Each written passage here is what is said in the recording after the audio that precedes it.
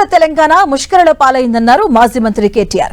కాంగ్రెస్ పాలనలో పుష్కలమైన తెలంగాణ నిష్ఫలమైందంటూ కామెంట్ చేశారు. తెలంగాణ రాష్ట్ర ఆవిర్భావ వేడుకల్లో పాల్గొన్న కేటీఆర్ కాంగ్రెస్ పై విరుచుకుపడ్డారు. కేసీఆర్ అనే 3 అక్షరాలు లేకుంటే తెలంగాణ లేదన్నారు. ఇప్పుడు కాంగ్రెస్ నేతలు ఇష్టం వచ్చినట్లు మాట్లాడుతున్నారంటూ మండిపడ్డారు. 2028లో మళ్లీ కేసీఆర్ సీఎం అవుతారని అన్నారు కేటీఆర్. మరి పుష్కర తెలంగాణ ఇవాళ ముష్కరుల పాలైంది. పుష్కర తెలంగాణ దురదృష్టవశాత్తు ముష్కరుల పాలైంది. ఆ రోజు పుష్కలంగా ఉన్న తెలంగాణ ఈరోజు నిష్ఫల తెలంగాణగా మారిపోయే పరిస్థితి వచ్చిందని చెప్పి సోదరుడు కవి గాయకులు దేశపతి గారు చెప్తా ఉంటే బాధ అనిపిస్తూ ఉంది.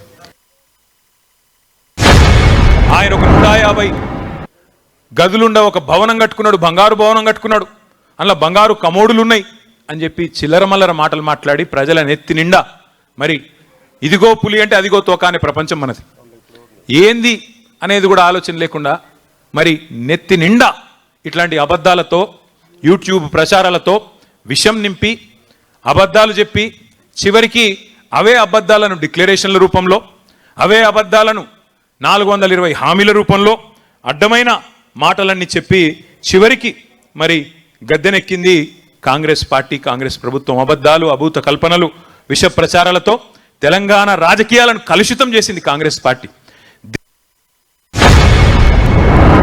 అడ్డదారిలో అధికారంలోకి వచ్చిన అడ్డగాడిద కాంగ్రెస్ ఇవాళ తెలంగాణను మళ్ళీ ఒక 25 ఏళ్ళు వెనుకకు నెట్టే పరిస్థితి తీసుకొని వచ్చింది రేవంత్ రెడ్డి నాయకత్వంలో.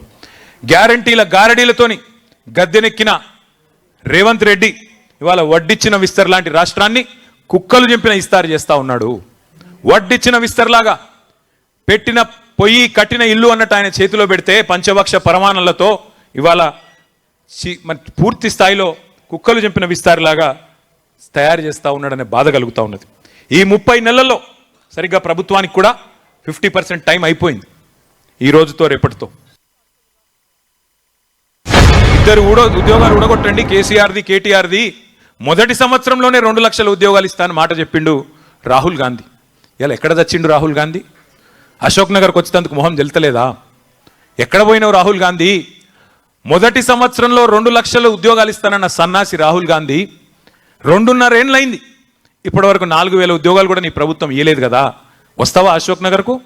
సెక్యూరిటీ లేకుండా వచ్చే దమ్మున్నదా అశోక్ నగర్ చివరస్తాకు? చిక్కడపల్లి లైబ్రరీకి వస్తావా రేవంత్ రెడ్డి? ఇప్పుడు ఎట్లయిపోయిందంటే చిక్కడపల్లి లైబ్రరీకి వస్తలేడు రేవంత్ రెడ్డి, చిక్కడు దొరకడన్నట్టు తప్పించుకొని తిరుగుతా ఉన్నాడు సందులలో వాడి. ఒక కాలువ దవ్వింది లేదు, ఒక్క చెరువు కట్టింది లేదు, ఒక్క ఇటుక పెట్టింది లేదు, కనీసం పెన్షన్లు ఇచ్చింది లేదు, పోనీ రైతు బంధు వేసింది కూడా లేదు. ఏం చేసినవయ్యా 4 లక్షల కోట్లు అంటే? రైతు బంధు బంద్ అయింది కానీ రాహుల్ బంధు మాత్రం బ్రహ్మాండంగా నడుస్తున్నది. ఇవాళ తెలంగాణలో టింగు టింగుమని రాహుల్ గాంధీ ఖాతా మాత్రం మారుమోగుతున్నది కానీ తెలంగాణ రైతుల ఖాతాల్లో మాత్రం డబ్బులు పడతలేవు. ఇది వాస్తవం. ఇక నేను చెప్పాలంటే చాలా ఉన్నాయి కానీ ఒకటి మాత్రం పక్కా, ఇవాళ తెలంగాణ ముక్త కంఠంతో కోరుతున్నది ఒకటే, కాంగ్రెస్ పోవాలే, కేసీఆర్ తిరిగి రావాలే.